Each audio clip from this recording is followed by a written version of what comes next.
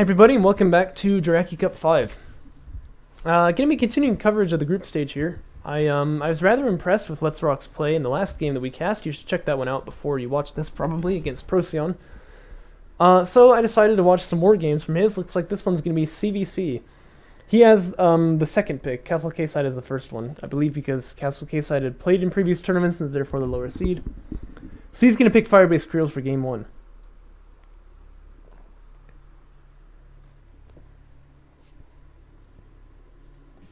That's an interesting point, A-game, because people are talking about how AAVs are, like, the only thing that you can build these days, but I think it's probably more like what you're saying.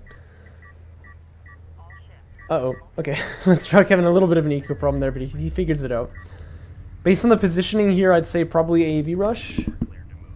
No, he's building self, so this is probably SC first from... Oh, no, this is CastleKSide I'm looking at. Probably SC first from CastleKSide. I like that build a lot in CVC.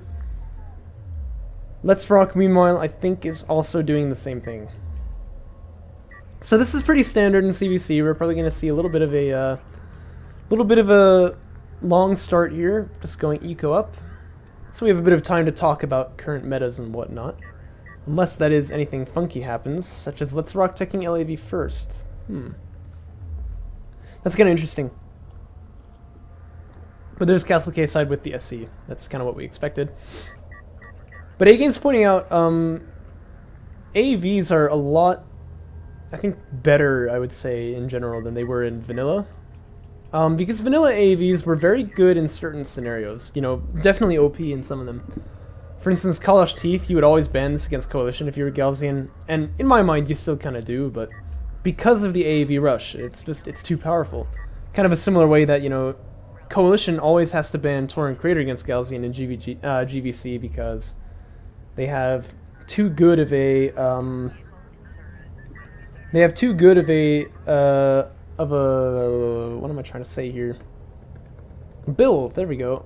They go AS first. It's just kind of impossible to beat them. But the changes to AVs have been quite interesting. They do much more damage, right? Actually, I believe it's the same against unarmored targets. They have like the same DPS. But what they've done is they have much less fire rate now, but they have much higher damage, and that obviously makes them better against armor. Crucially, this means that they can kill each other too. And before, it used to be that when you would do AAV versus AAV, it was like you could just literally run past each other. Not only that, but when you got low, you had smoke, and you can keep yourself alive for like a long time. You do no damage to enemy AAVs.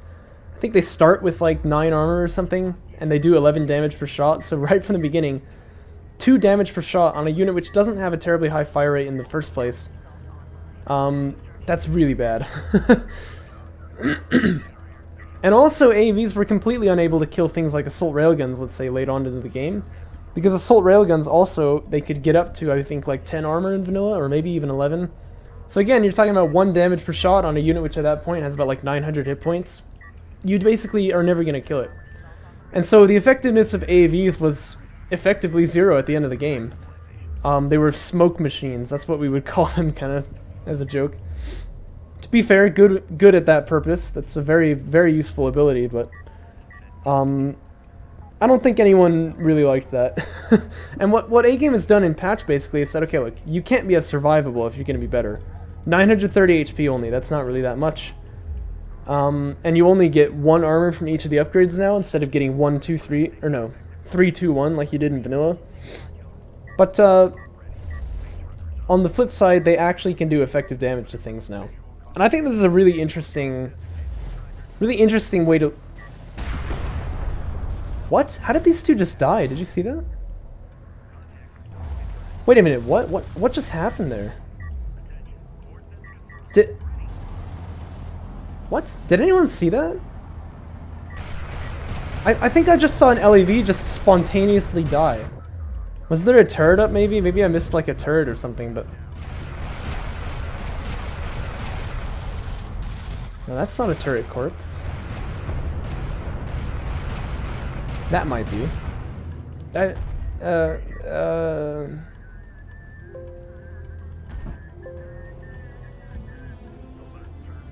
Here.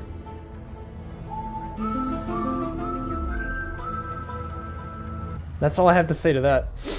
Anyway, so people are really experimenting with the AVs now, and I love that because they are really fun units to play with now. They feel a lot less polarized, but like it used to be, you know, you would use this in the early game, never use it again. But now they can actually be pretty relevant even in the late game. And AAV Rail is now a very strong late game combination, even against highly upgraded Strikecraft. By the way, letsrock, having gotten a bit of damage in there with that turret, he did deny some mining time, and now he's up on the SC because he moved that carrier away. This is a pretty textbook play. He is going to go for an SC of his own. He's going to move up to 2 base. So this is actually really well done by letsrock. Oh, did they kill each other? Okay, that makes so much more sense. Because I was like, what the heck just happened here? Okay, okay. And the other smoking thing over here, that was probably a probe, wasn't it?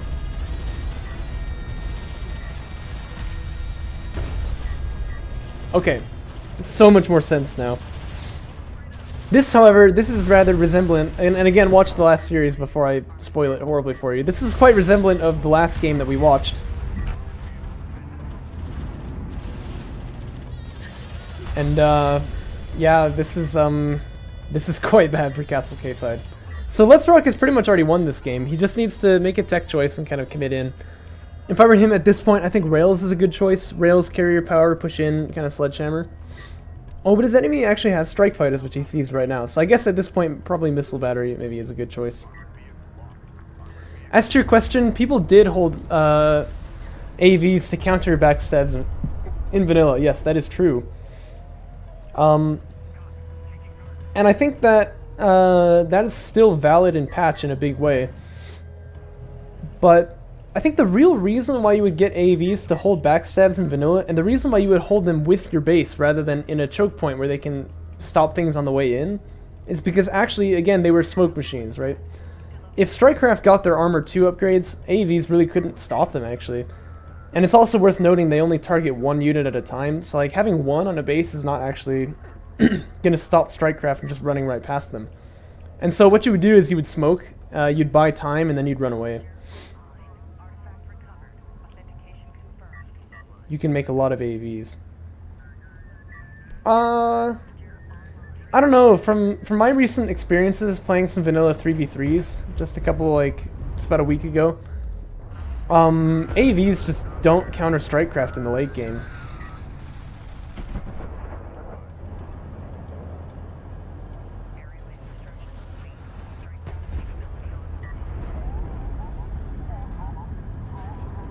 I'm not sure exactly what A-Game is saying here. Yeah. Yeah, take that, A-Game. Sometimes your opinion is trash too. You got that? Just joking, of course. letsrock is going to be going for actually Strike Fighters himself. That seems to be his counter to his enemy Strikecraft. Like that quite a lot. Or Strike Fighters, that is. Obviously the reason this works is because he has a lot more production than his opponent right now, so he can just cart out the artifacts one by one, and he's really in dominant position here. Just keep making Strike Fighters. In fact, Sporker's anti-air I don't think it was even necessary here. If you have a float like this, you might just want to tech carrier production and just make more units with it. Or tech a unit, that also works too. You can only get 4 armor on Strike, which means they'll still die to AV.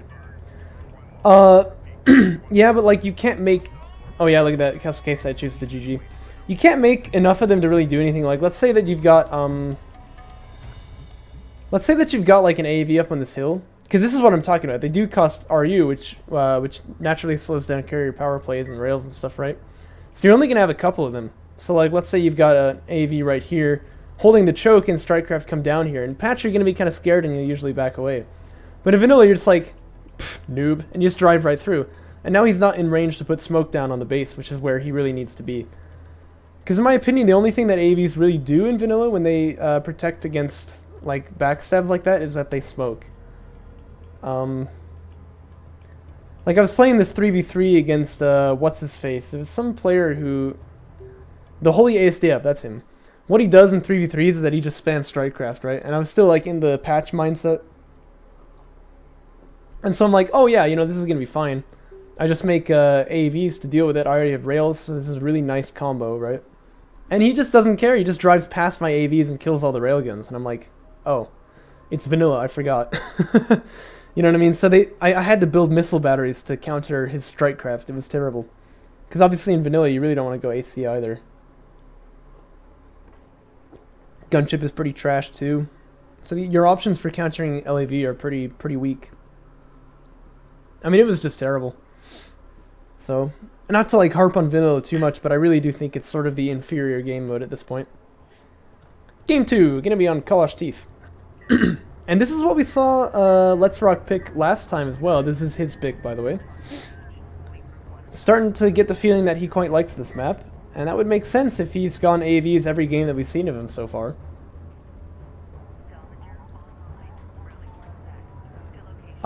There are still some improvements that he could make to his game plan, though. We find that we get AVs out a lot faster if you tech LAV fab first. Actually, before you build any salvagers. Put one guy on RUs, 3 guys on CUs. And then once you have the money for salvagers, you make another salvager onto the CU patch here.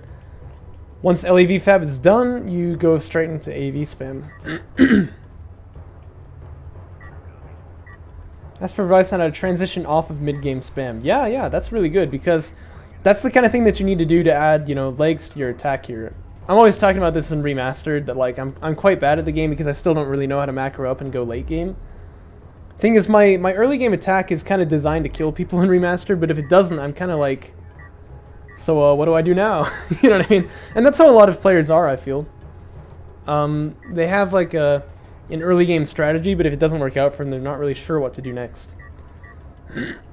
So if letsrock is asking for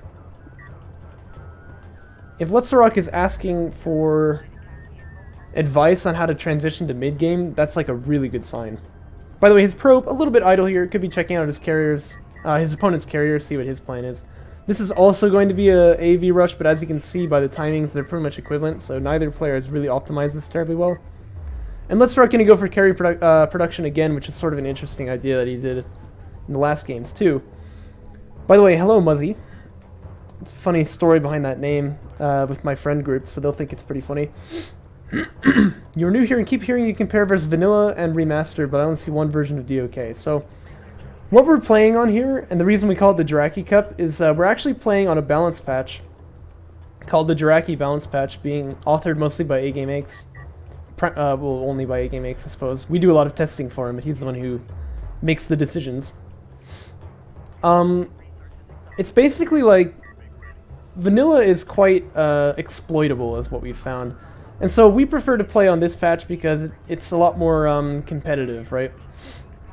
Vanilla is still a very fun game in my opinion, but it definitely has flaws. And when you get good enough to exploit the flaws, it starts to lose a bit of its value.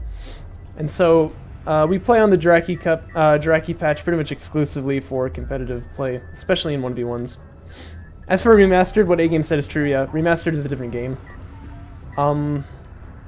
It's where they took Homeworld 1 and Homeworld 2, they put them together, and they improved the graphics by like a huge margin. So there's actually a tournament for that going on right now as well. And if God Hates Weeds appears, we might be playing tournament games for that right now. Yeah, Remastered is absolutely beautiful. They have a balance patch too that you should play on. You can find it on the Steam Workshop called the 2.3 Players Patch.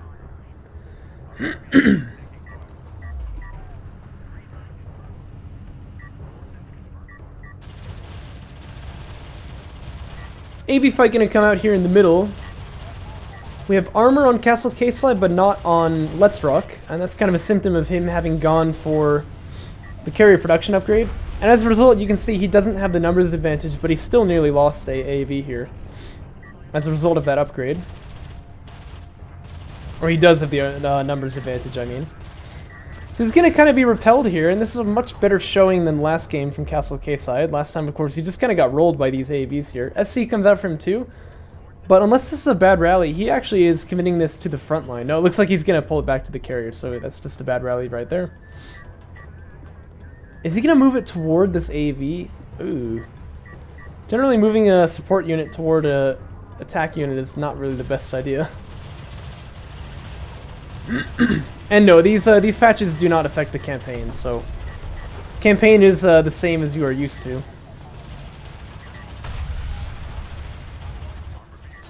Although, you know what, the 2.3 players patch for the 2.3 players patch for Remastered actually does affect the gameplay and campaign, if I'm not mistaken.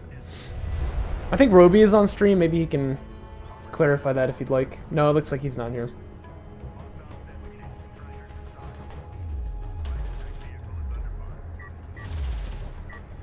AVs find a couple of juicy LAVs that they are ready to chunk on.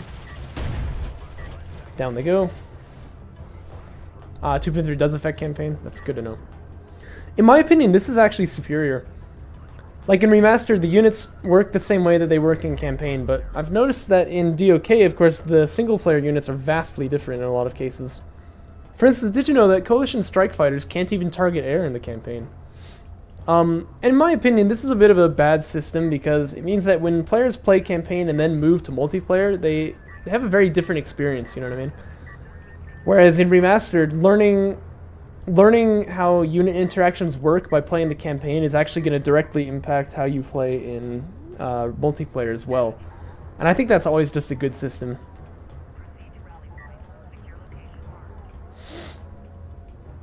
Home World. I'd play Home World. That sounds like a good game.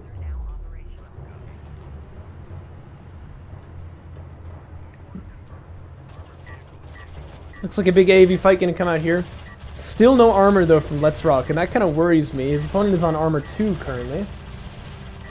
Really good smoke though, so you see what he does, he kind of breaks the line of sight on these three and isolates the one unit. And now he can use smoke to just sort of get away and get back at these tasty salvagers here. Probably not going to be worth it. I think he's losing on this exchange by not having any armor, but he did actually control his units very nicely there, so it's well done by letsrock. He's got one smoke left in the bank, but it's not going to do a whole lot here. He could be smoking off this carrier though, that would be nice, but it looks like he is going to go down. Oh yeah, smoke comes out a little bit late there. Still though, slowing down his opponent's expansion onto 2 base, and he's on it himself. So I think this is actually not bad for letsrock, but he did really need to get armor there, you know, to make that fight more worth it. A-game is correct. There was discussion earlier that AV was like OP or something because you could just sort of beat them. Like beat your opponent by continually rushing in with AVs, but I mean that's, as you can see, that's not exactly the case. And when your opponent makes AVs too, he can now defend pretty much just fine, as I'm sure CastleKSide is also about to learn.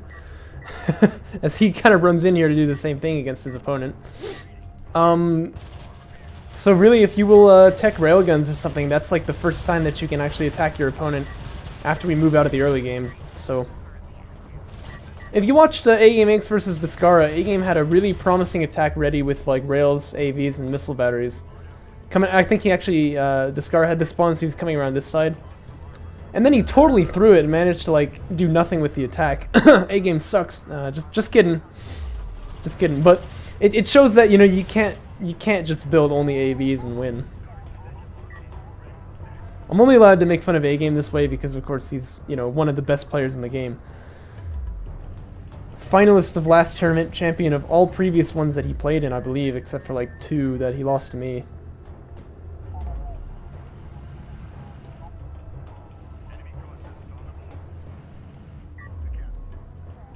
Fighter and gunship on the way now for letsrock, but he also is teching SC anti-air at the same time. And that tells me he's a bit afraid of enemy air here, and I would understand that choice. We did see CastleKSide go for air last game. But he's going to throw a total wrench in his plans by going BC Fab. Now this is really exciting to see, actually. Battle cruisers, of course, quite an investment to tech into. Oh my god, oh. And this might be why that's a bit of a problem, but you know, he's got a probe. When you see your army disengage here, I like to put the probe on the army and see where they're going. Because if this is indeed a push here, you need to kind of be aware of it. And there's not many AAVs back home to deal with this. He's got 2 here, a 3rd one there, so he can smoke 3 times on the SC and kind of move it away, but yikes. This is going to be a really bad, attack here. AV here just gets insta-jibbed. That's true, that's true. A bit of banter is totally fine when you're on voice chat, right?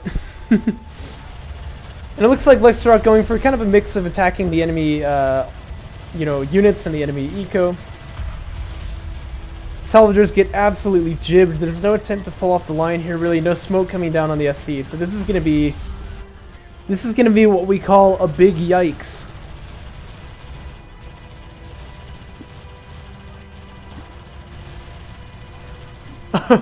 Targets the carrier.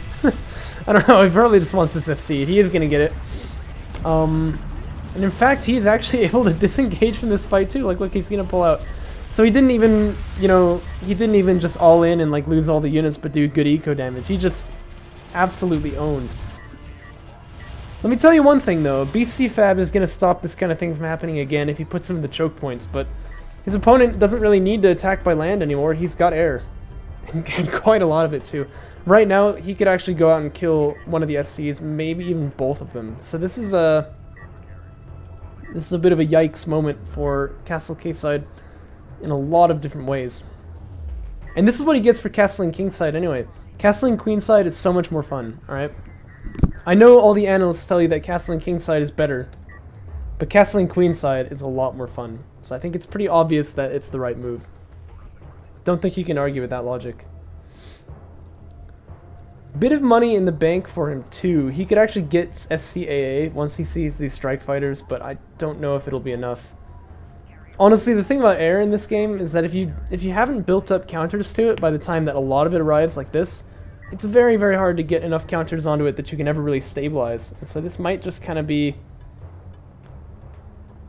This might just kind of be the end for CastleKSide. I suspect we're about to see those strike fighters are launching now.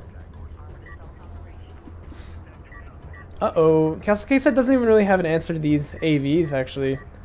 BC is on the way, being produced, but it's going to be quite some time. Again, you really got to pull off the line. This is something we saw in Shrike vs. Phoenixio's games as well. And you don't usually want to pull away from your carrier, you want to pull toward it. But if you don't pull off the line, you really can't have any excuse for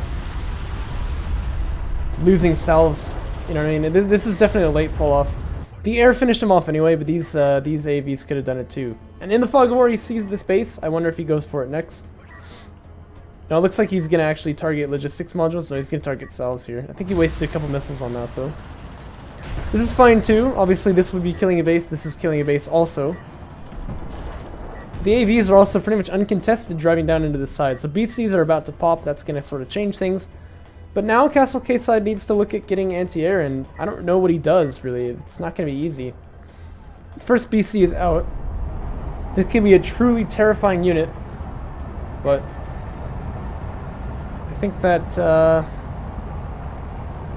think it's not going to be in this case. The innuendos are real. Look, man. I don't do it on purpose. This is a family-friendly stream. Maybe. BCs is going to absolutely chunk these AVs. Probably a time when you want to use smoke. But as you can see, BC's pretty freaking dangerous. And one of the big things that makes them better in patch versus in vanilla is that they have lots of range. Originally, it was just they are less expensive to get to. That's like why BCs were better in patch, but at this point, they're honestly quite powerful because of their range. And even with the vanilla cost, I imagine we'd see some people making them. Although it was quite prohibitive. letsrock here, building a lot of AVs still. I think at this point, the time for AVs is kind of past, if you ask me. Battlecruisers don't take much damage from AVs. They have 15 armor. If you can hit them with a railgun, they take, you know, a bit more damage, but it's kind of like 2 damage per shot. It's not very much. And these things have a huge hit point pool. So, BCs, you really don't want to be fighting them with AVs. Basically, I'd say that letsrock's air is going to be what deals with the BCs here, but I am honestly quite worried. This is a pretty this is a pretty exposed carrier. I mean, BCs can just absolutely chunk you. I think we saw in one of the games that I played against Phoenix to show that, like, Rails could defend against AV. This is, like, what I did to finish him off. I had, like, one come in here and one come in here. But you can see this carrier absolutely chunked right now. BCs do a terrifying amount of damage. And against these clumped units, like, look at this. No, he fired at the one close. You want to fire at the clump. Fire at the clump.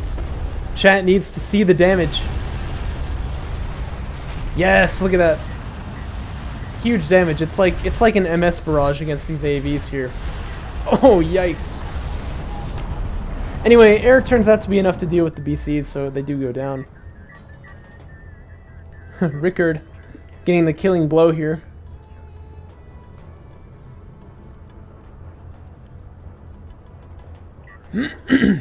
And that's why having no anti-air is really a big problem here for CastleKSide. I like the attempt.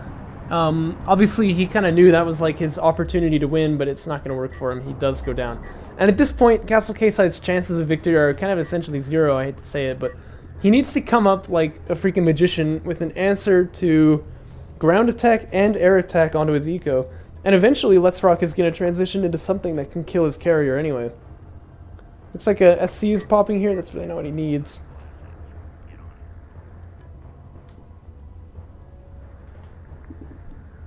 I mean, I think the unfortunate truth about this is that in this kind of scenario, you've got to hunker down onto one base, and being one base against two is usually kind of a death sentence already, so... Very interesting, by the way. I want to add that we haven't seen letsrock going for any 3-base plays, really. He prefers to stay on 2, it looks like. Artifact can get grabbed by letsrock. That will be extracted as well. Bring the score on the 2-0. Happy place for that to be. And it's going to be triple artillery from letsrock. This looks like something I suppose he likes to do. We saw this also in games versus Procyon.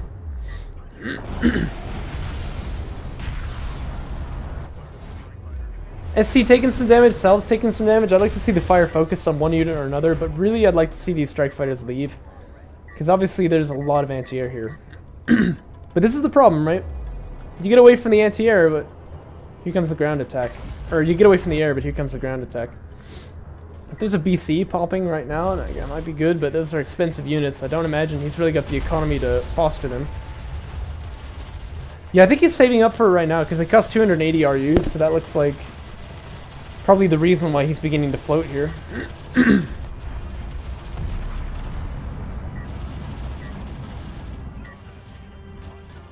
This guy, man. This guy has seen things. Holy goodness.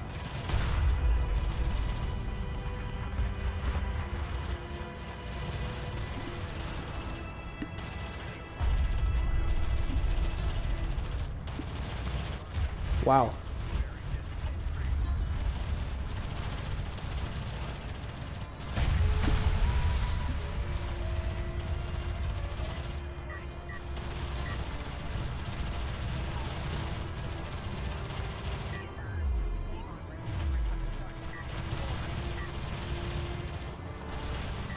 Absolute chunking going on here. I don't really have words for this. You can see it all. Horrendous damage being done to the red team here. Yikes. Need more water.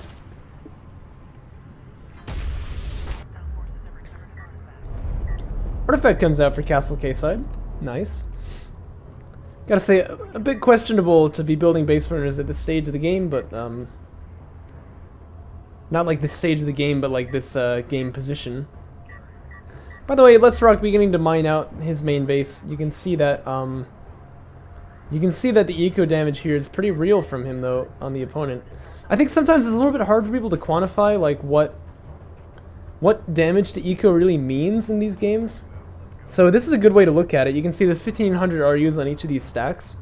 So like let's say we were fighting a really intense mid game and CastleKSide had 30 LAVs. Like that's the money that's not been mined for him because of these eco attacks. Like it's pretty big. So yeah, you got to realize eco damage is a big deal. Not to mention how many salvagers have been lost too. Like I hesitate to even look at the units lost tab.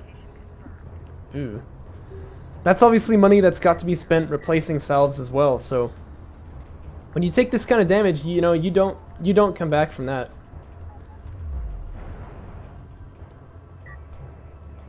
I do like the base runner chilling out over here though, because if he sees a third base being taken, he can sort of try to deny it. But it looks like this is the play coming in for the win now. Been a long time coming, but artillery will definitely kill carriers. That's an anti-capital unit in a lot of senses. Artillery's kind of an anti-everything unit if you want to think of it that way, but especially coalition artillery because they have the precision barrage. I don't think we've seen letsrock use actually any of the barrage abilities from artillery so far. So that's probably something he wants to be looking at. But yeah, CastleKSide threw a probe out here. He saw what was going on and he just instantly surrendered. He was like, yeah, you know what? I can't deal with this. And that's going to be the series then, 2-0 for letsrock. So again, total newcomer to my channel at least. Probably to the scene too. And he's owning, man. He's so far undefeated in his group stage. In fact, I think we won't cast his other game in the group stage, so I'll just tell you now, he ends up going 6-0. And so he's undefeated in group. Moves to the upper bracket. That's really quite a thing. Anyway, just thought you guys might be interested in that.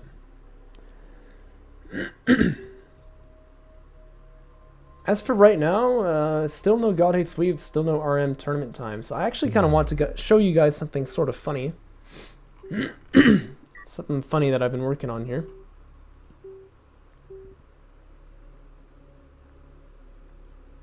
Oh, there is no Nun faction, is there?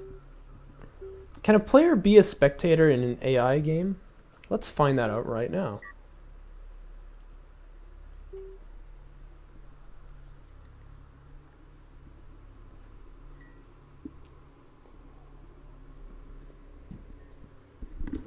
Because I want to watch two AIs fight each other on my joke patch. It's got the teams right. The question is, who is the spectator? It's probably going to be the AI.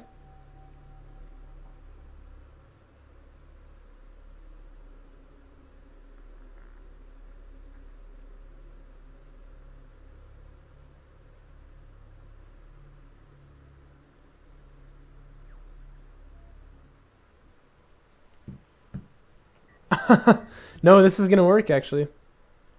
This is gonna work. So we just need to take all of our units and kind of like leave the field, sort of.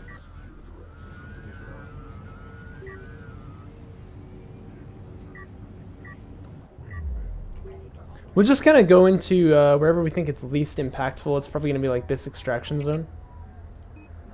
And we can spectate players, AI players on my joke patch.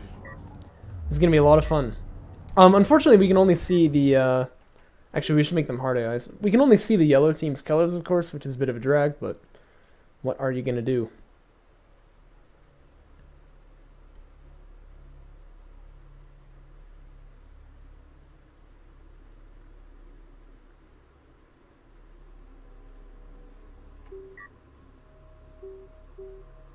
Let's make them both hard AIs. And let's curate the factions as well. Let's make it a CVG. And let's put me on team 1 as well. But this is something I've been working on. I'm very happy about it. I think it's in a really funny state right now. It's more units to work on. I don't have the patch completely fleshed out here. But man, it is a lot of fun.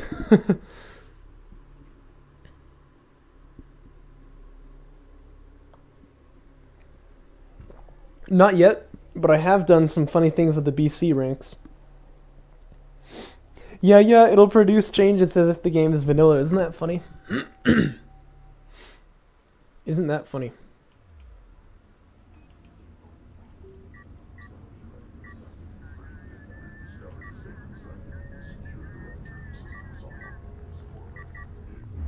But yeah, so what I did with the BC ranks is that I made it so that at rank 1 it gets plus 20 armor. No, at rank 1 it gets plus 10 armor, at 2 it gets plus 20, at 3 it gets plus 40, at 5 it gets plus 80, and at I have the ranks wrong apparently. Anyway, at the highest rank it gets 160 extra armor. And these stack on each other, mind you. So by the end the BC's got like an unholy amount of armor. Like, it's absolutely ridiculous. Yeah. I mean, it can tank anything. Like, you can have like 50 sand skimmers like shooting at it, and it only takes 1 damage per shot from the artillery. So rank 5 battle cruiser is basically like, if you let your opponent get this, you basically have lost. So it's absolutely hilarious. Looks like yellow player here looking for an artifact. This is what the AI tends to do. Can't see his tech, of course, but it looks like he is building some LAVs. Now, this is crucial because if you don't make LAVs in CVG, you die.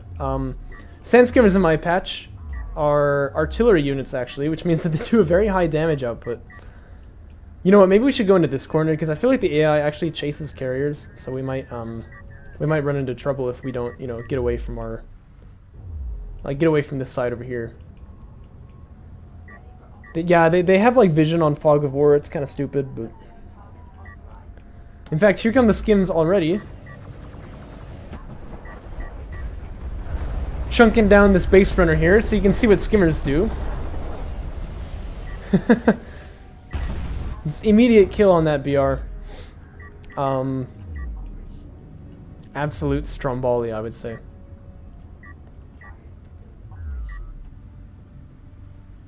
I'm saying that a lot these days because of Fear and letsrock. That's their team name. In Balcora Cup number 2. So, artifact about to be picked up then by the Galzian player. Sand skimmers here interested in chunking the economy. There are LAVs to defend though. And sand skimmers are still sand skimmers. They die pretty quickly to LAVs. Looks like only one salve gets lost.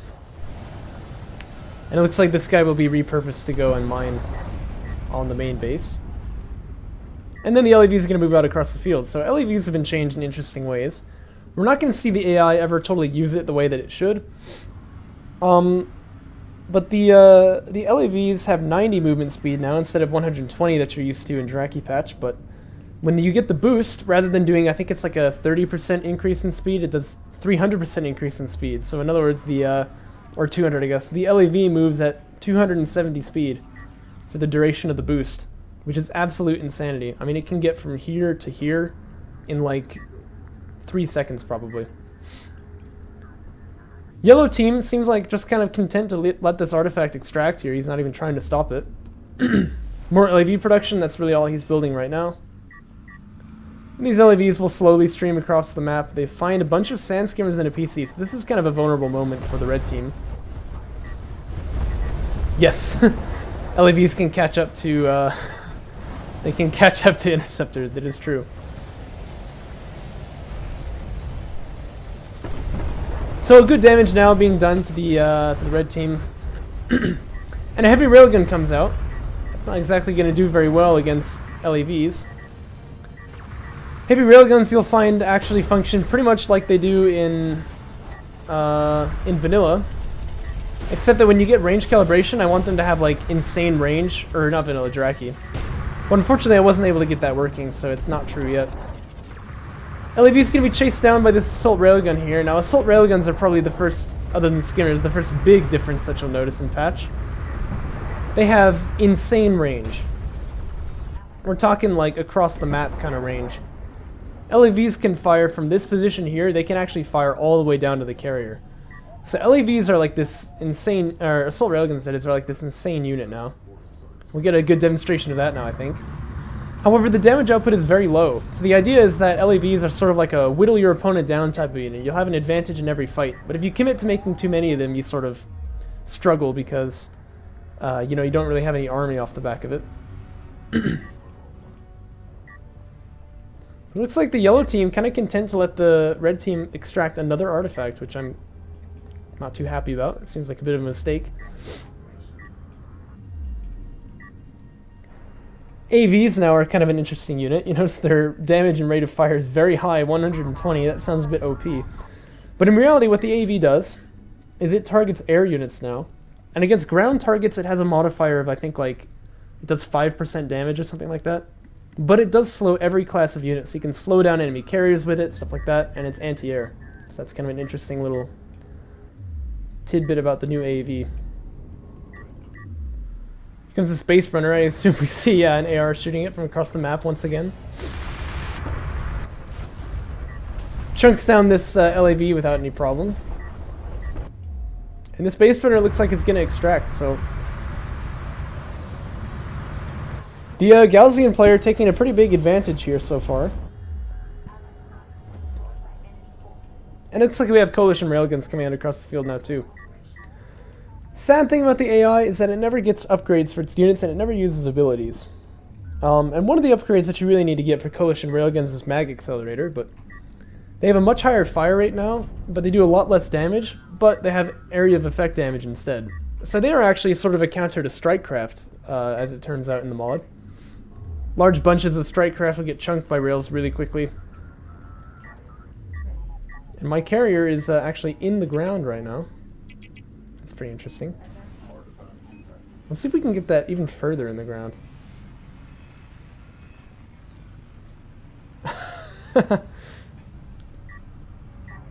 You sunk my carrier. That's actually hilarious. I didn't realize that this could happen. Oh my gosh. Shunk.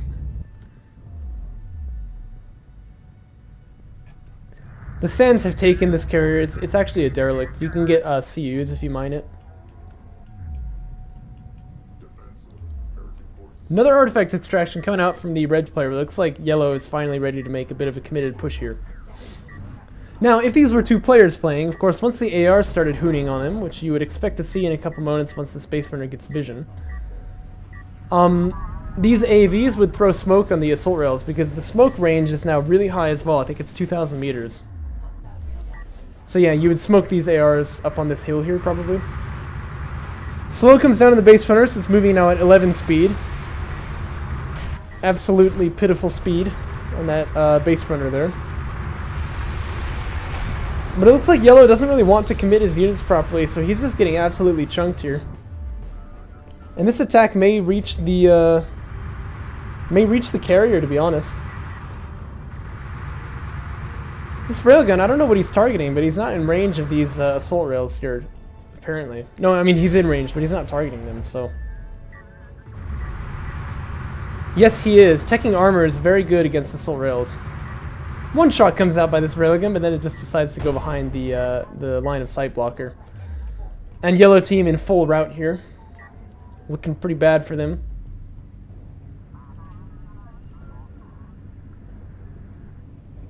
I have a ping on casual chat. What the heck is this? Oh, it's Roby's computer setup.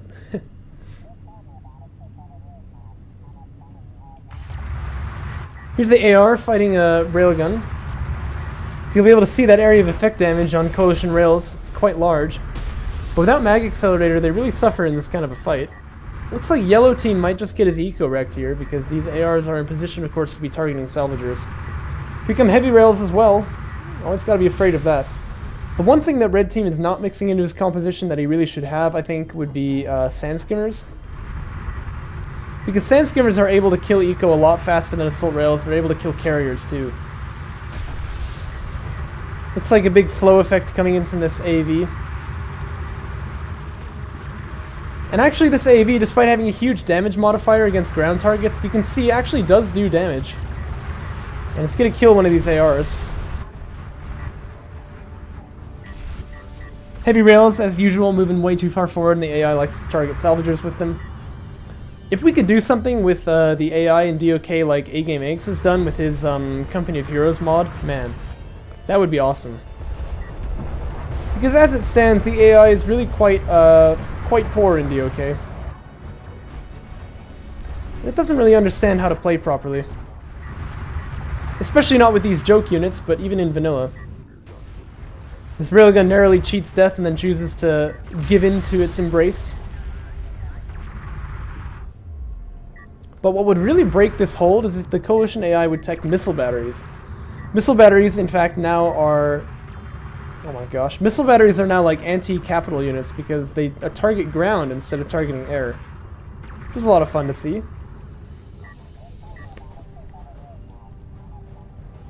These assault rail or heavy rails coming way too close for comfort, probably. Still the Mag Accelerator, so Galzian will win a rail fight with these parameters, but Coalition rail is on high ground doing area of effect damage. This is pretty good. And if he chooses to move out of his base now, maybe he can stop the enemy from getting the 5th extract, which he's going to need to do if he wants to win the game.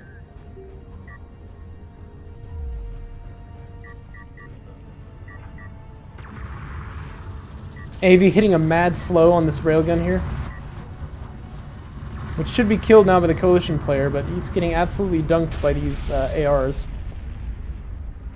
from very long range. Good unit for keeping the opponent in the base, especially on Torrent Crater. You can see that this whole outside area, this is all just, you know, not good place to be when there's ARs up on the hills there, because they will just smite you from very far away.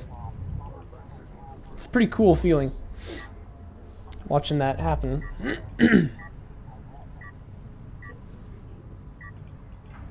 Artifacts are spawned again, so I imagine the Galzian player is going for it. And if Hard AI 1 here does not get missile batteries, I think he's probably going to die. That might be on the table.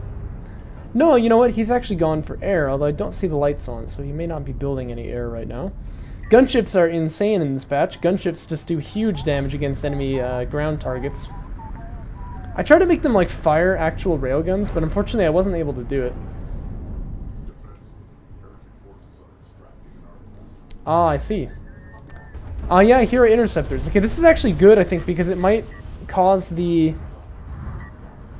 It might cause the Coalition player to build anti-air, which actually would be very good for him. Here you can see an AV doing his job against Interceptors. He is, of course, the anti-air unit for the Coalition faction.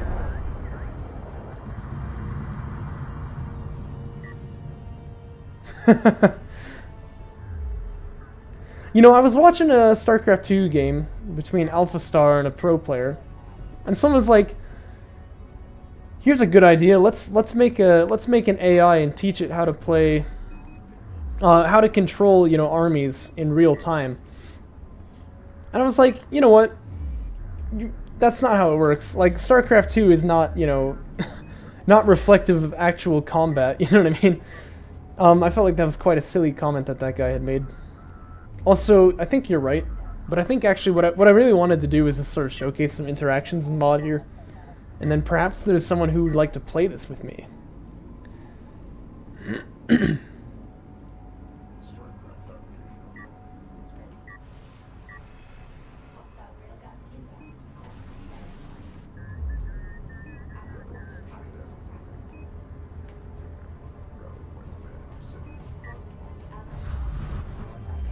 Oh man, now that's a terrifying sight in this mod when you peek over a hill and suddenly you've got like tons of assault rails charging at you. You hate to see it. This is a Galzian player that's gotten very nicely entrenched. I'd also like to point out, if units were working properly, which right now they're not, heavy rails would actually be able to shoot from that range as well.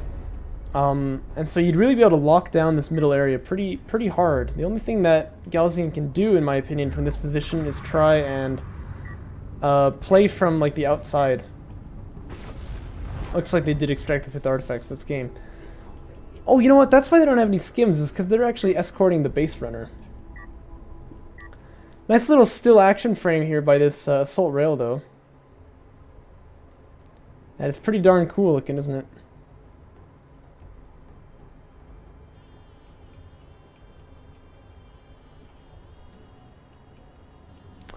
No, he didn't expand. I've noticed that the AI in my joke patch, it never will expand. I'm kind of curious about it. Because one thing that we noticed is that in vanilla, in vanilla no AIs expand, but when you play Jaraci patch, the Galzian AIs do. Which is quite interesting. But yeah, let me tell you guys, that was a real raffle stomp by the Galzian AI, which is actually not what I was expecting, because the Coalition AI really kills him early on with these LAVs versus skims. They expand in vanilla too? Oh, they never used to. That's kind of weird because the game wasn't patched. It looks like he doesn't want to expand in my joke patch, which is pretty funny. Anyway, I say we play some games of this joke patch. I'd love to kind of show it off here. I'll ping DOK, but if anyone here is interested in playing, come at me.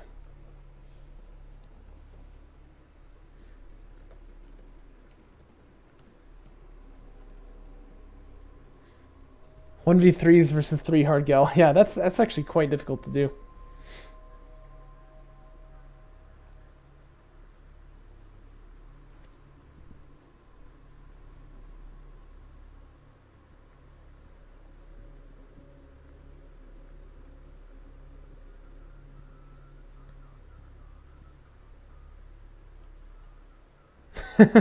Yeah, yeah. I'm pretty impressive with my economy, right? I'm a real RU saver.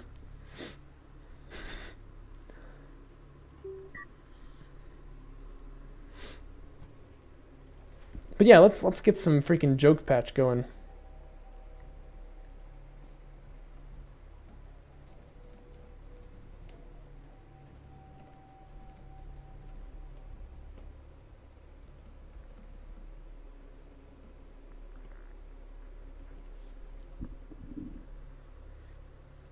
You know what I could do? I could actually do a 3v1. Let's make them all Galveston and all be Coalition. That'd be pretty fun. Let's do this on Kartova. And we're not a wimp, you know, so I play with artifacts on when I do these.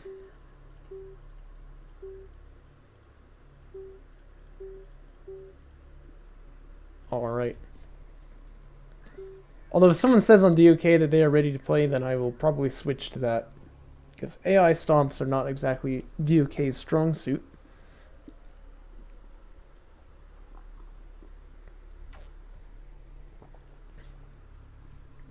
Stream title is mega inaccurate by this point, by the way.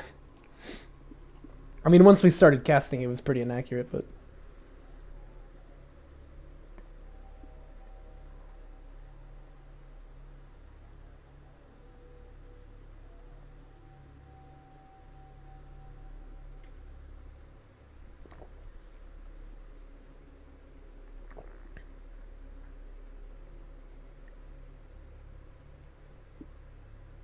You know, one thing I wish that Twitch would do is split the stream into different VODs when you started playing,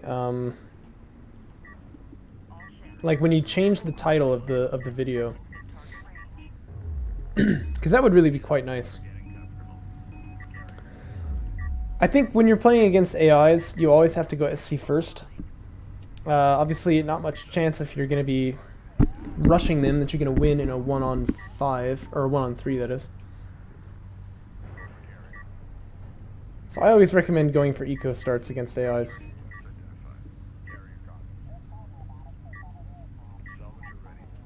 Oh, we're a bit low on our CUs here. The costs in patch are all the same as they are in Jaraci. That's kind of a nice thing because it allows you to take your knowledge of like builds and stuff that you had already in the game and like move them into the joke patch as well.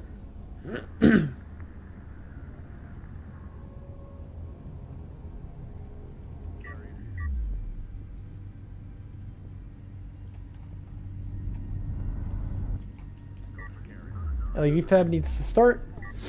I don't think we need a probe though, because we kind of know what the AI is going to do.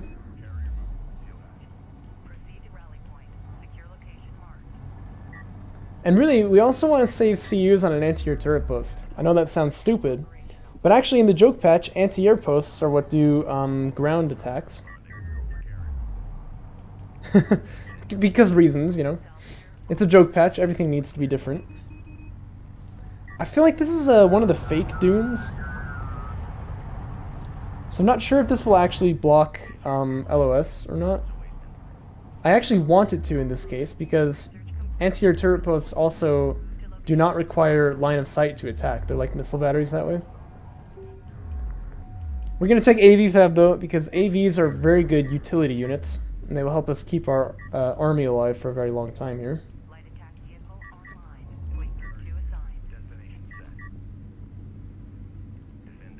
And here comes our first anti-air turret post. Base runner is kind of derping on the deploy there, but that's okay. Yeah, and just not a moment too soon, because here come the skims. Now, sand skimmers, of course, with their artillery are sort of terrifying to play against, because if you are not ready to deal with them, they will just kill your carrier, like, instantly. We're going to get the carrier production upgrade as well. Anti-air turret post will likely go down, because it's a stationary unit, so it gets really chunked by salves, or by skims. But the AI is kind of stupid and he's not going to target it apparently, so we're sort of okay here.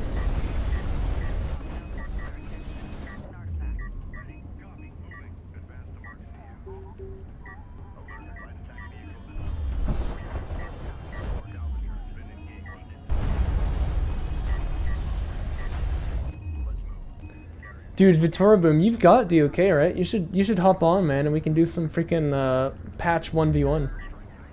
I would enjoy it.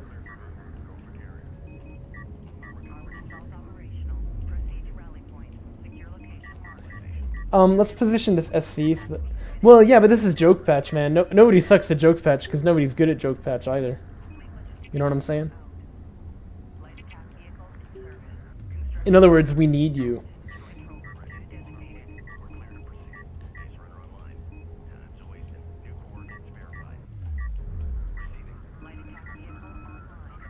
KSC are the same as they are in Jaraci right now. I haven't figured out what to do about them yet. Don't worry though, I have plans to make them absolutely redonk, as with all units.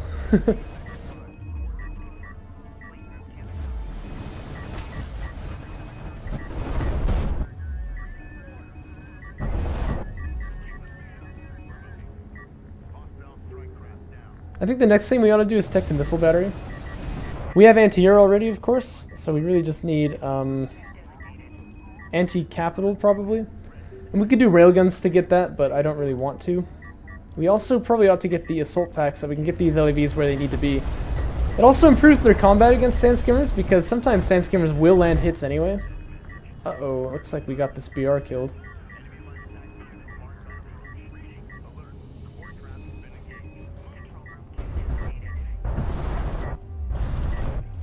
And we have some ARs targeting us too now. Quite a few apparently, so this is actually going a bit difficult. This is going difficult? I don't know why I said it like that, but you know what I mean. Okay, so if he's not going to target the base runner, if he's focused on targeting these LAVs, we can actually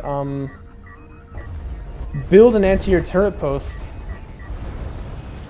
And that's going to do some good for our army here.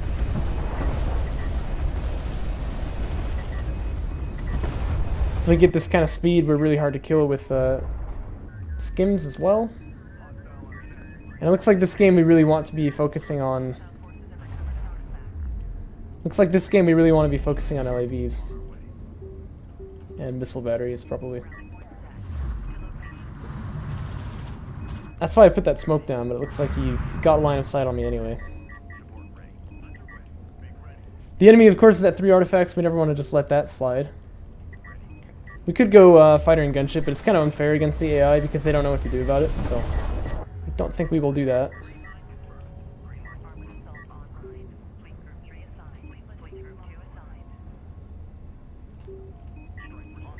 The one exception to the cost of things being the same as in Jaraci is the probe, which now has an insanely high cost because it's also insanely good.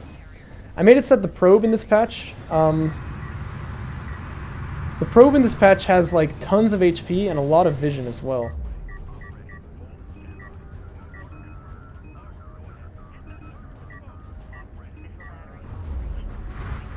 Okay, we really got to deal with this. But we can't let that artifact extract either. We also have to worry about these ARs pushing up on my base. So this is a bit of a tough spot for us.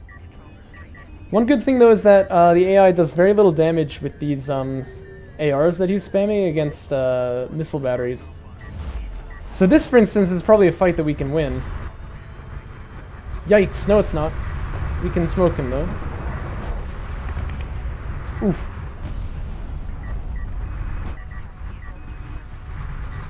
There's a bit more assault rail than I had given them credit for. Let's put some smokes down here, just make sure we don't lose anyone to ARs that are like snuck behind. Probably start teching some damage on these guys, get some more kills. But these people are all pretty wounded, so let's send them back to the SC.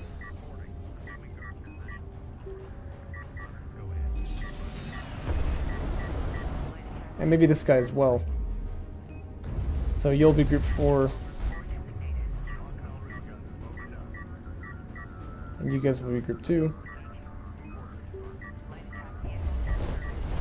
Uh-oh.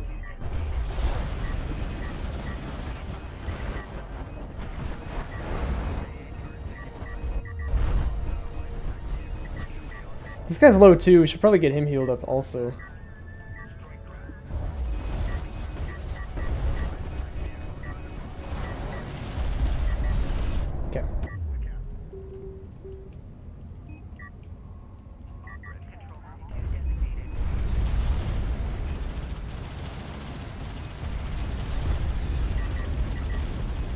He's running for something. I think he's going after the base runner, but as you can see, AAV slow is quite good.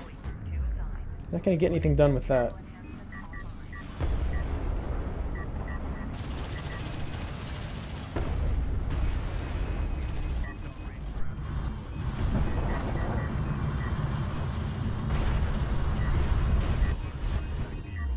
I don't even know where I need to smoke, honestly. You know what we probably should have been getting is LAV armor, because LAV armor is going to be very good for keeping our LAVs alive as they get hit by ARs from a distance there.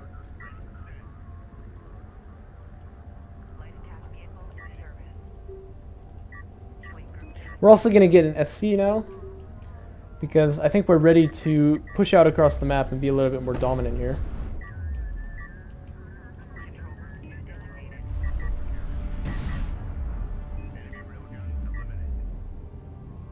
Let's send one LAV out here to his death to discover the positioning of his ARs, which will of course automatically attack us.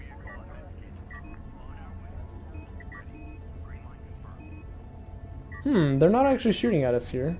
So I guess we can just kind of chunk this BR real quick. Oh, yeah, there they are.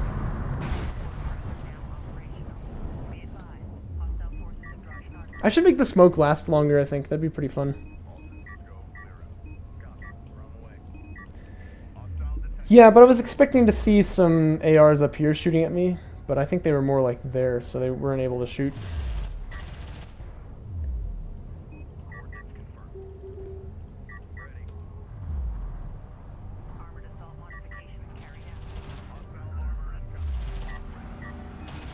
Here comes some armor units. Armor is a bit terrifying in Joke Patch, I'm not gonna lie. But it's also very weak. Or assault ships, that is, are a bit terrifying, I say. Because they just have a really, really high damage output against LAVs and such. But what they don't do is... they don't do very good damage versus... they don't do very good damage versus anything armored. So for instance, I'm totally fine with letting them get up on my missile battery here, but if they get to my like LAV blob, they're just going to absolutely shred. Good thing about armor though is that they have very little HP. Yeah, so the Jaraci mod is actually in the 1.1 T more maps update. Make sure you have 1.1 T though, not 1.0. I understand there's some mistakes on that on like the ModDB page. So you should find it on the Discord instead. But, oh yikes, he's shooting this anti-air turret post. But if you're in a lobby, you type /P Jaraci, and that will apply the Jaraci patch. Oh, you got it from the pin. Good. Yeah, you have the right one then.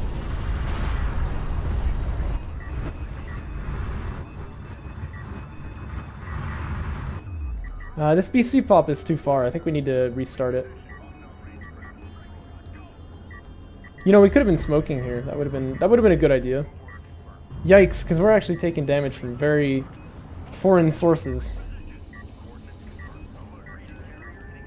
Here comes the air, but we have AAVs to counter.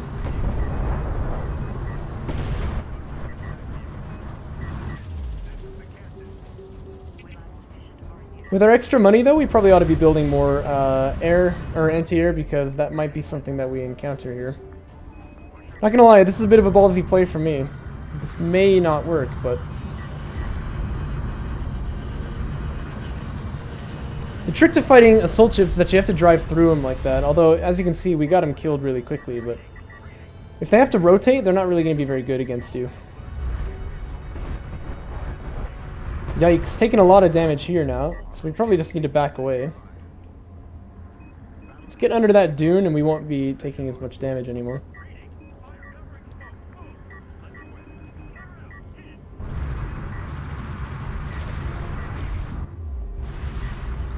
So BCs are a unit most interesting. They do huge damage, like actually gigantic damage. However, they are very bad at most things because they move extremely slowly. So the idea with BCs, what you really want to be doing with them is getting them onto your opponent's economy sources and then saying, okay, this base is unclaimable, you can't have it, right? Because that's what they really do well. Speaking of which, how close are we to mining out on the main here? Not terribly close.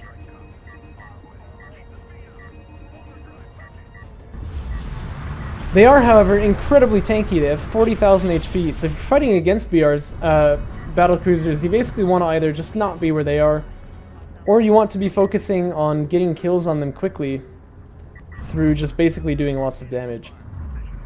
Like having heavy rails targeting them or something like that sort. But most units can kite a BC forever. It has very short range, as you can see. But once it hits for real damage.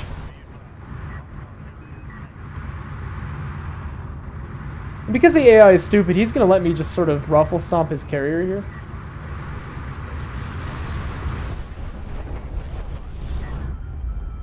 Bombers. Oh, we better run.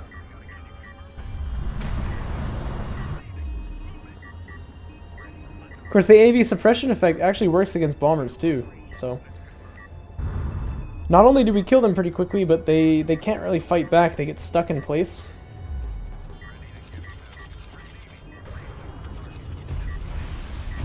One thing to note is that messing with unit ranges really messes with their attack move capability as well, so you kind of have to micro the BC and tell it to, like, attack move, or else it just never will. But there you see the damage of a BC. It can one-shot carriers, so... Definitely a scary unit to deal with. I actually just allowed people to get chunked by bombers here. Hey, look at that. We lost like 9 LAVs to that.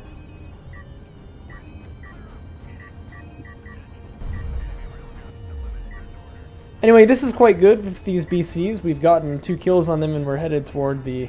Or we've gotten a full kill, that is, where like we kill the PC as well. Smoke, that's what I was missing. Missile batteries can fire through smoke, so you always want to smoke them out if you can. Is that a PC? What the heck? It's a bit of an odd choice.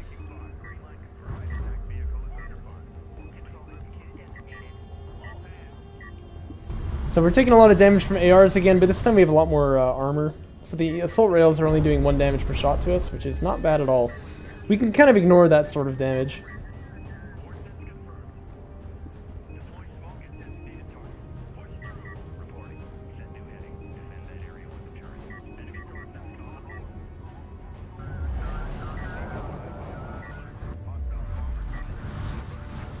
Here comes some air to try and kill my BCs, but as you can see, they are quite tanky. Obviously, we are, you know, taking chunks of damage here, but honestly, the fact that he's using it against our air is almost good. Our BCs is almost good for us because we have a lot of health left on these guys, so we're not really worried about them getting killed. It does kind of show, though, we sort of allowed our anti-air to drift away from the main area of the fight here.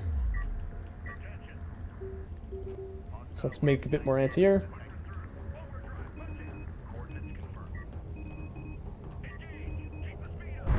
You can see we are able to boost just kind of through enemy units like that.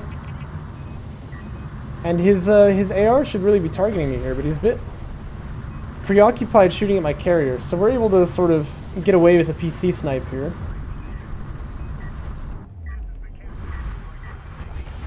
I think we start building BCs now.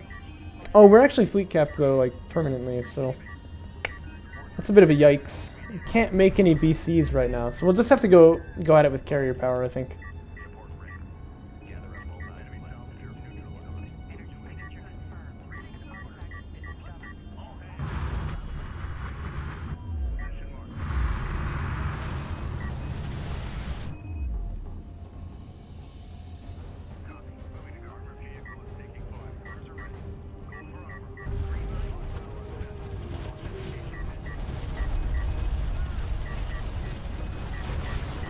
Poor Galzian, he's dead.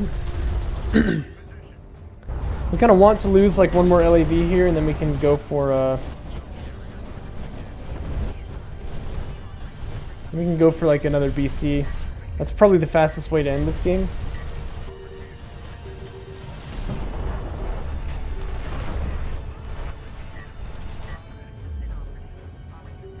We don't actually have RUs for this, wow.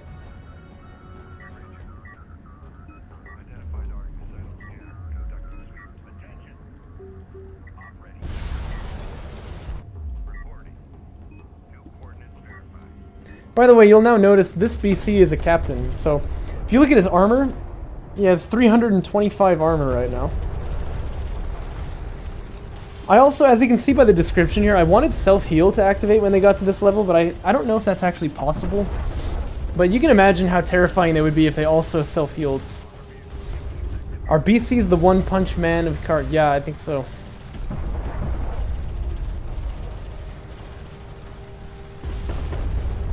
I mean, you can actually kill BCs, but it's quite difficult.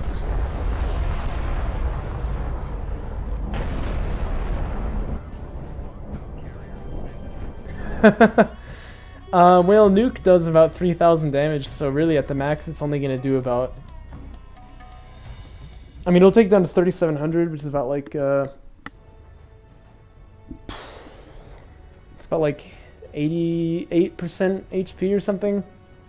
With armor 325, I don't know, it'd do even more, even less that is, because if the nuke does about 2,000 damage, then the BC is gonna do, or then the armor is gonna chop off like a whole, you know, fourth of it almost. Let's actually check on subsystem.log. We can see from there. It'll obviously, when you apply a patch, subsystem generates a log file which will tell you what values were changed and what they were changed to.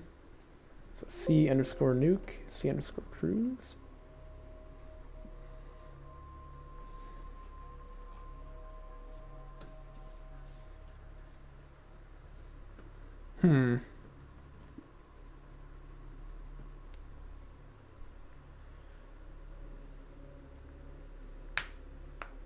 I'm sure the nuke was changed, but I can't seem to find it.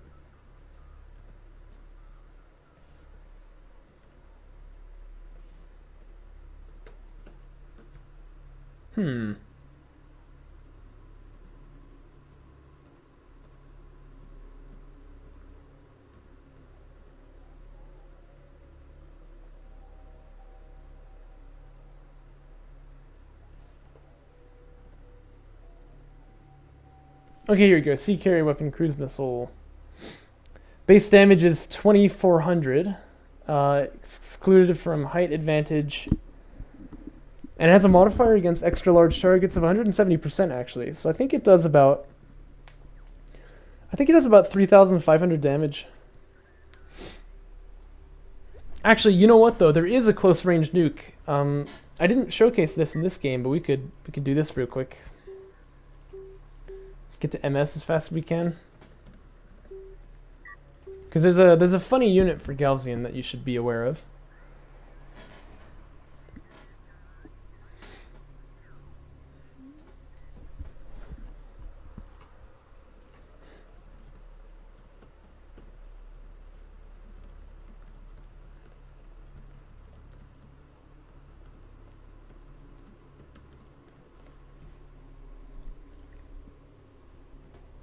Alright, so let's check this out.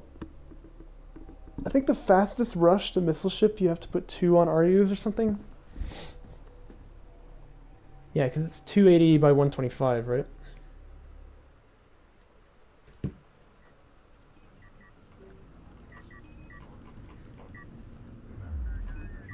Oh yeah, I haven't done anything funny with the scanner yet. So what do you think I should do with the scanner? Should it just give like infinite vision or something? Or should it be like the same vision but it has like 5,000 HP or whatever? There's funny ideas unexplored here, you know what I mean? Actually, I think if we cancel salves we can get the tech started faster. No, it's only like 280. We can actually be building one already. Yeah, it's 280 by 125.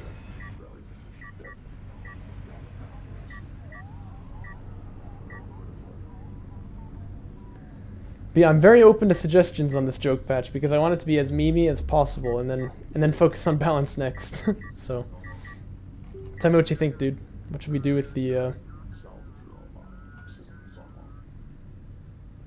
What should we do with the things. The scanner. Kind of like give it a timer, if you will. I don't think so. You'd have to add a new status effect that causes it to take damage over time, and I don't know if status effect modding is possible. By the way, we're absolutely gonna die this game because all we have is missile ships here, and we need something to do with skims. So this is not exactly a build that I would recommend, but I just want to point out to you what the missile ship does. It's kind of this insane unit.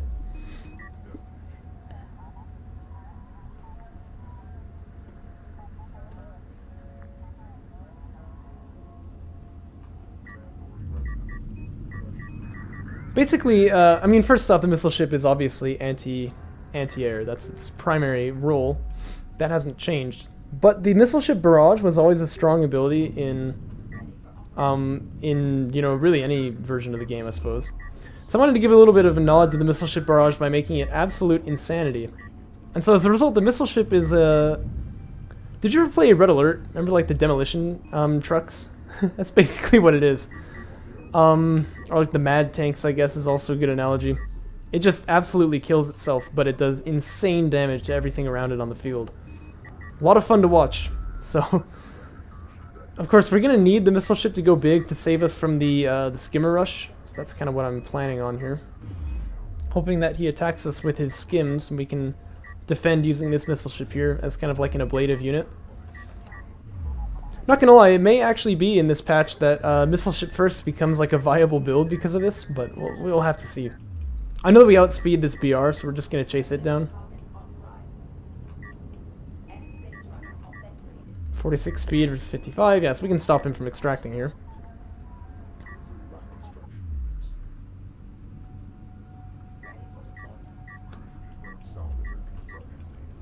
All's quiet on the Western Front. I'm not sure exactly why he hasn't done anything yet. The range on the ability, you can see, is quite low. Aha, there he is.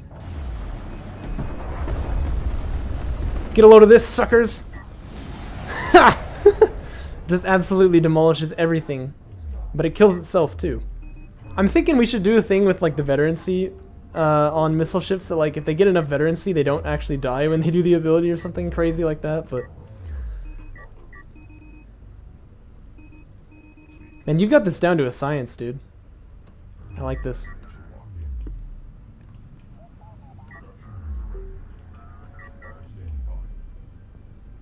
I think we let him get right to the extraction zone and then we fire. It's like right now. Ha! Get sniped, boy.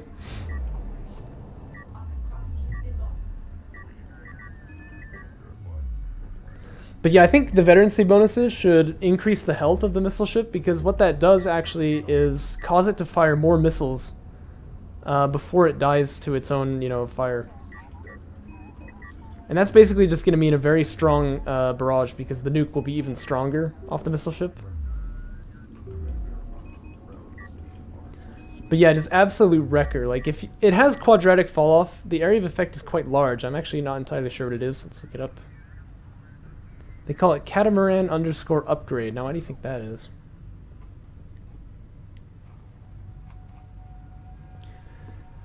So the area of effect is 1,000 meters, which is about twice the range of a carrier. That's maybe a bit excessive, but you know, that's the whole patch is meant to be a bit excessive. But the fall off is quadratic, which means that at the edge of that fall off, you're not really going to get hurt very much.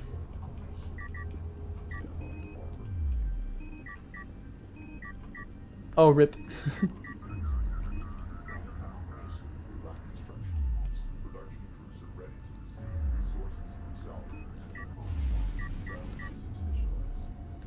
Two frames per minute. Oh, yikes. Are you at least getting audio?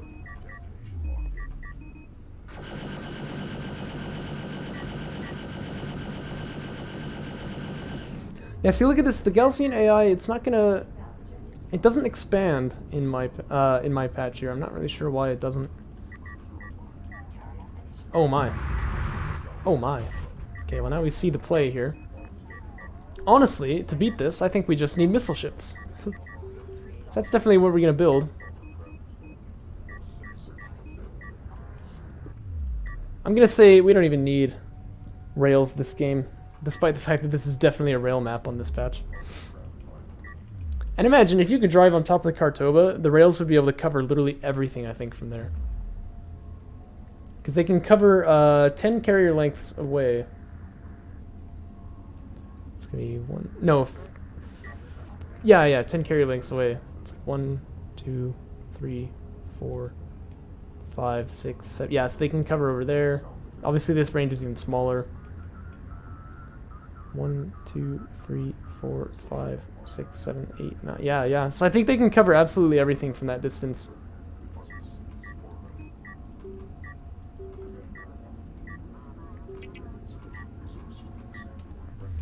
Always lacking on RUs, huh?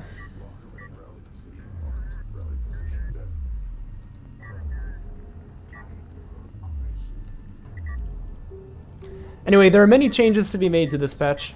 Still not where it needs to be. Lots of units that still need work, but I'm very happy with what I've been able to make so far.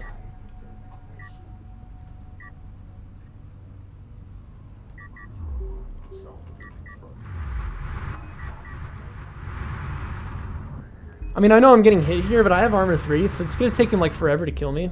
So I actually want to drive past him, see what else is there. Maybe we can kill this with this assault ship, because obviously, you know, we don't want to waste the charge here.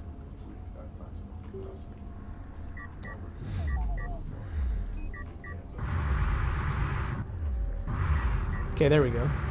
Oh gosh, Group 2 just got to get out of here before we pop the missile.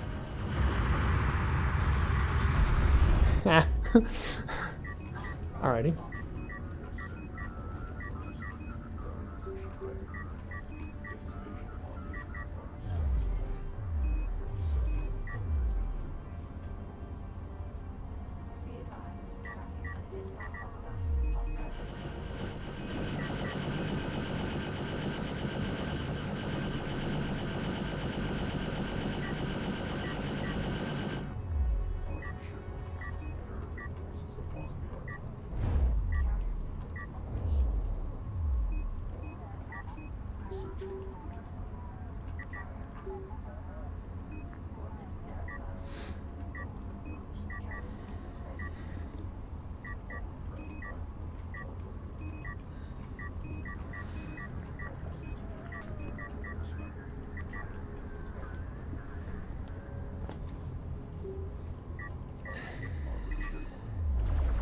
Never want to stand still when skimmers are attacking you. Obviously, they've got that artillery.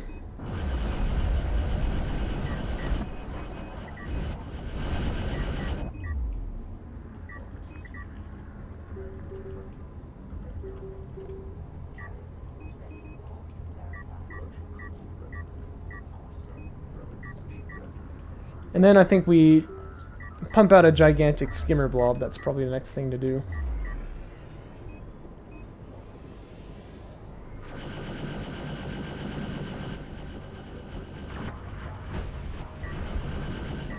It didn't do as much damage as I thought it would. It's kind of interesting. Whoa.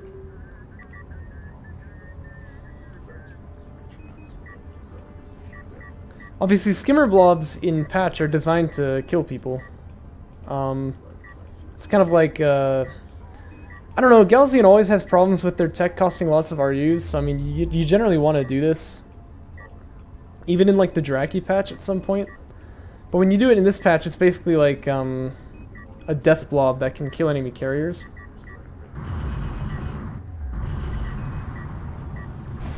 We really will get chugged by these ARs if we sit underneath them for too long, so we definitely don't want to do that. Oh yeah, look at this, he's expanding. I don't know if he's got ref mode though. I kind of want to just observe him and like see if he actually has refinery mode here. Because if he actually does expand, that's going to be a... No, he doesn't have ref mode, you see that?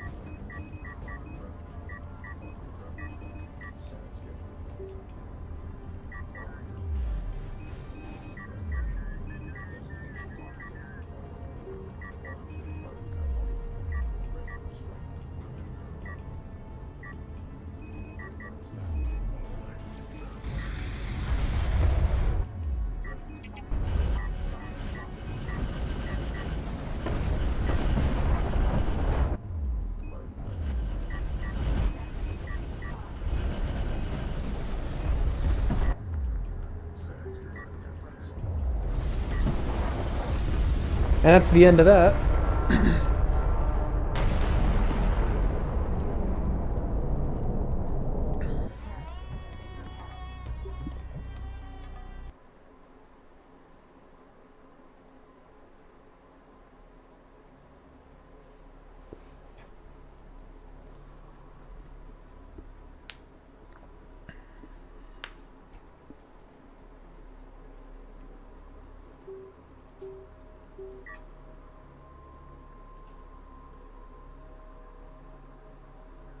Well, I absolutely must fight this against another human. Is there a lobby up by chance? No.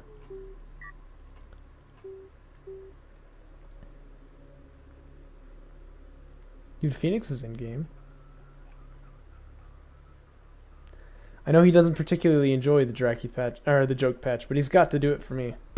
He's got to do it for the stream.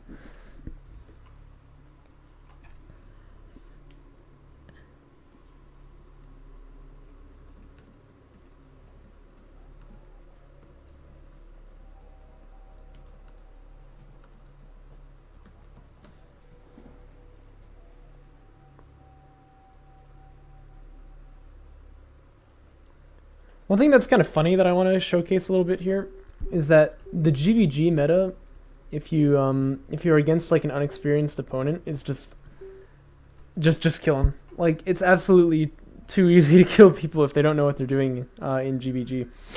You basically have to like rush assault chip tech, which is something that we do obviously in Jaraci patch all the time, so it shouldn't be like too foreign. But if you don't do it, you really just get killed by skims. And as the AI certainly won't do it, I can sort of show you what that looks like. It's a very easy build to pull off too, you know what I mean?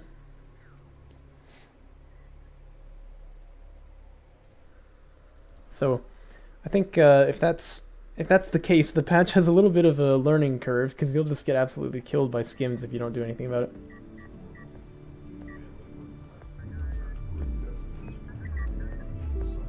There's music above me. Someone's playing music out there.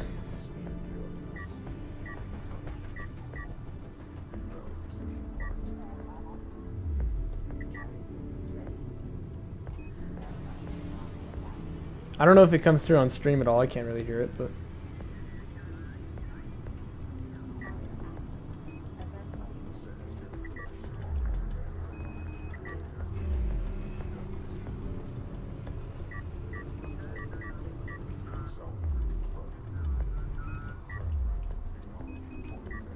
And then the key here is that we want to tech to Sandskimmer rating as fast as we can, actually. That's why I put 2 on RUs at the beginning. As you can see now, I have the rating upgrade. The reason is because the damage upgrades are locked behind it. And if you're going for carrier snipes or whatever, you definitely want to be getting the damage upgrades, because for skims they are extremely impactful at this point. The reason this build doesn't really work is because Sandskimmers can't fight each other, so your opponent guaranteed should kill your PC while you're doing this, and so if you don't get the kill on the carrier, you've basically gotten nothing. And a good player will go for assault chip tech first, and he'll be able to hold you off. Phoenix still actually says that he thinks this build is winning for Galzine, even against the assault chip rush, but I feel like he's got to be wrong. Okay, so rating is done. If we stop producing skims, and just get the damage upgrades for them. Pull the PC out, because it is, of course, in danger. We can start making skims if we want still. And of course, we have to make sure that we kite back the one who's getting wounded here, because we will take damage. We can kind of wait for damage to finish.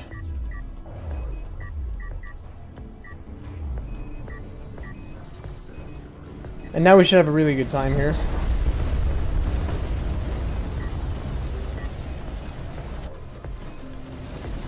So yeah, in GVG, if you're not experienced, this will happen to you like every game. It's really easy to do, you know what I mean?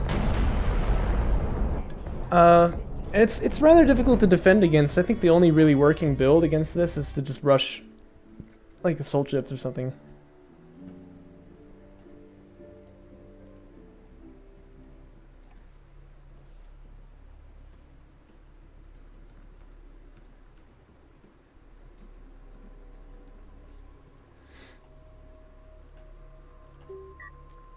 So let's see. This would be the counter build to that, I would say. What I'm about to show you now. And I wish I could show it against like a human opponent, like if Phoenixio was gonna play with this or something, but pretty much you're just trying to get assault ships as fast as you can because they're gonna protect you from the skim rush. And then of course, you know, they do a very good job. They do lots of damage against Strikecraft, so you're not gonna be killed by the skims.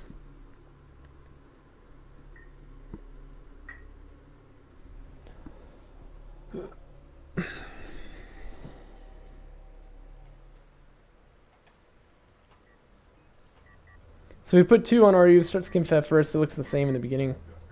Retire the BR.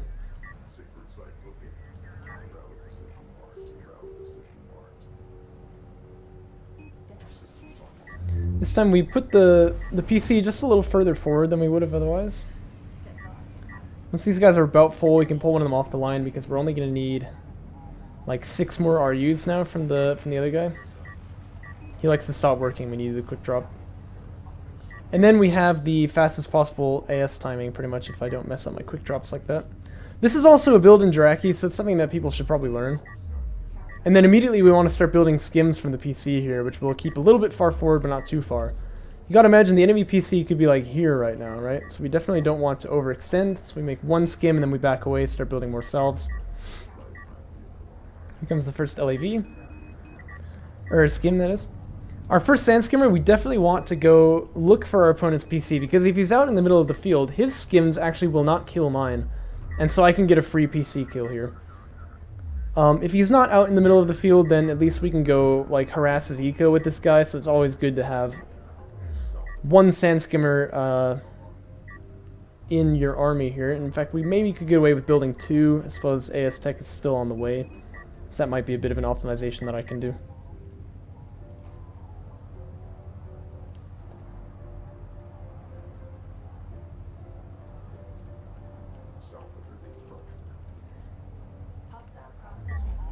So we're going to find his eco here. Most players are going to be good and they'll actually like move themselves, but as you can see the AI would just totally let me kill him here. But once assault ship fab is done, we start building them. And if we're on our timings, we should actually be able to build our first assault ship by the time that our opponent would be killing our carrier with skims. The thing that you got to watch out for is that your opponent could hide anywhere on the map. He could be in this corner, he could be in this corner, so you have to make sure that you don't assume anything about where his PCs are, because that's a really easy way to get killed. I like to get armor 1 on these guys too, because it lets me harass his main a little bit.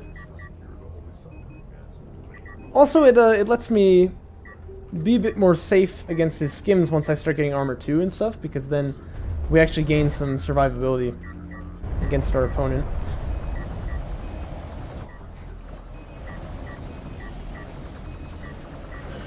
So as you can see, very good damage against these skims. Gonna have no problem at all holding off this attack.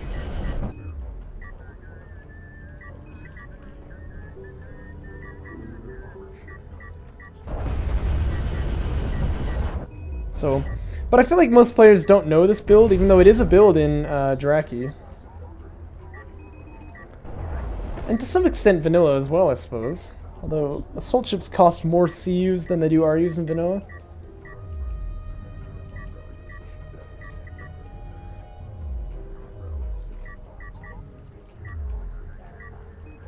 One thing you definitely want to look out for here is that your assault ships can't attack the carrier particularly well, because they're all very low health. And they also have a lot of difficulty against salvager det packs, which do a lot more damage in my patch. I suppose I'll demonstrate that now. I'll just leave my PC sitting on top of the salvager and you'll see how much damage it does.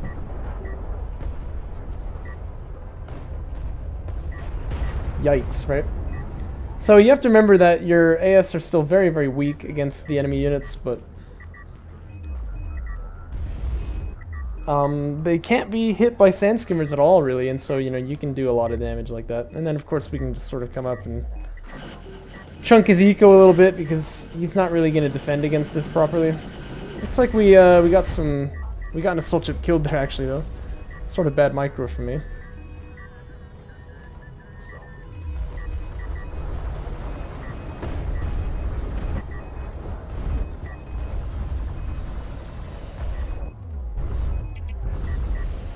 It's also worth noting, by the way, assault ships are faster than sand skimmers that don't have ratings, so you're not really going to be in trouble of being run down ever. Because you are, in fact, faster than your enemy here. It occurs to me that I'm kind of coming at this from the wrong direction. I probably want to be going in this way. We also have ARs out now for the first time, and ARs kill assault ships really quickly, so we're going to back away, but we've done some good damage. Actually, you know what? We can probably delay the expansion onto the third for a long time this way. Ref mode nearly finished. Probably going to go 2PC from here, and we'll have a pretty good game.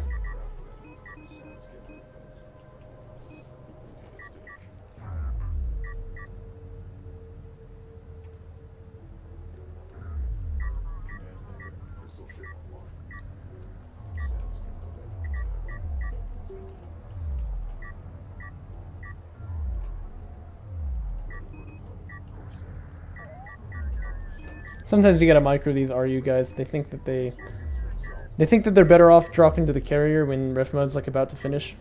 So that's always a little bit annoying, but we got control of it that time.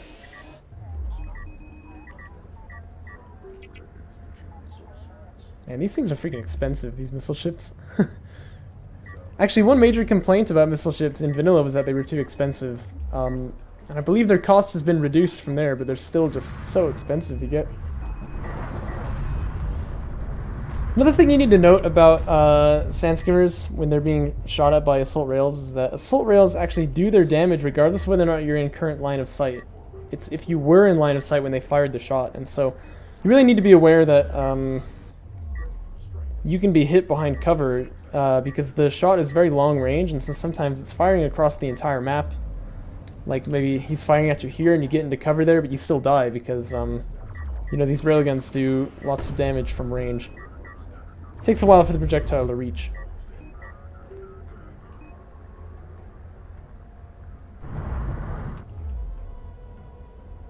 RUs, man. So again, the protocol, get as close as you can here. Of course, if this was an opponent, he would kite these assault rails, so I wouldn't really be able to get any value out of this missile ship, but you know, boom goes the army. Now we can see if maybe there's a chance that we can just push up further.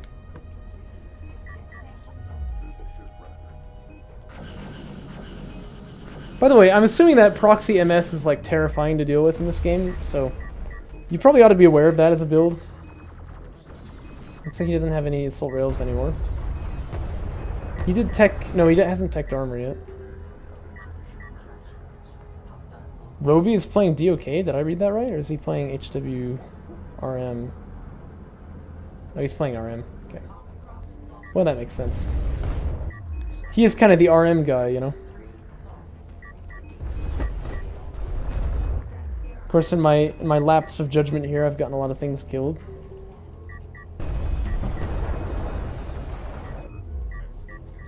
What are you shooting at, my guy? Oh, we're free capped. Splendid.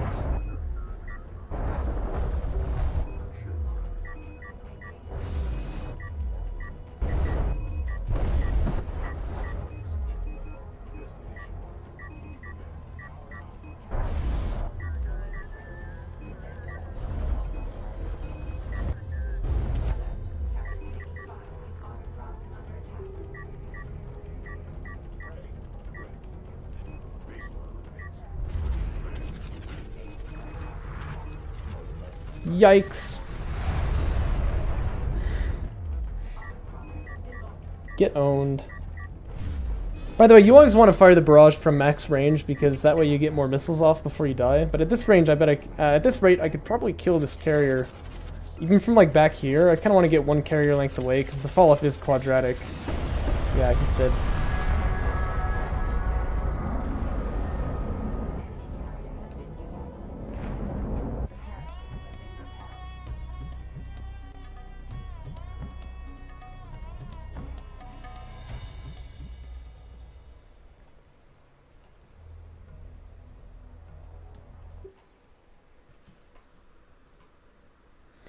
So yeah, holding off Skim Rush not very hard. I think that if this patch ever gets like played a bit more, It will become a real problem that new players are just constantly being sniped by skims. But you know, if you learn how to deal with it, it shouldn't be a problem.